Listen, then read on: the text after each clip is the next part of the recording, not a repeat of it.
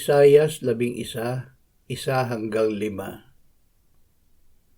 May usbong na lalabas mula sa tuod ni Jesse at sisibol ang isang sanga mula sa kanyang mga ugat.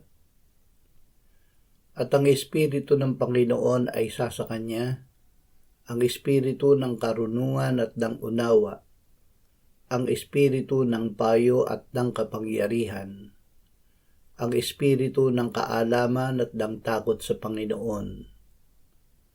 At ang kanyang kalulugdan ay ang takot sa Panginoon. Hindi siya hahatol ng ayon sa nakikita ng kanyang mga mata, ni magpapasyaman ng ayon sa narinig ng kanyang mga tainga. Kundi sa katuwiran ay hahatulan niya ang dukha at magpapasya na may karampatan para sa maaamo sa lupa.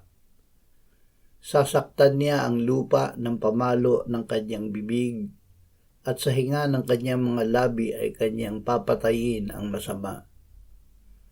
Katuwiran ang magiging bigkis ng kanyang baywang at katapatan ang pamigkis ng kanyang mga balakang.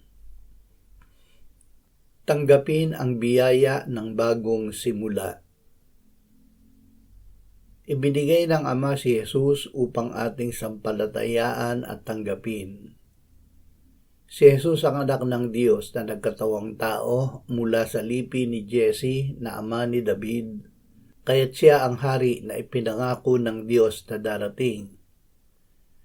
Si Jesus ang Kristo o Mesiyas na pinahira ng Espiritu Santo.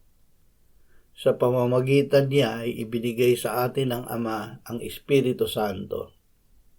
Dahil sa Kanya ay inari tayong matuwid ng Diyos. Para sa ating kapakanan, siya na walang kasalanan ay ginawa ng Diyos na kasalanan, upang sa pamamagitan niya tayo ay maging katuwiran ng Diyos.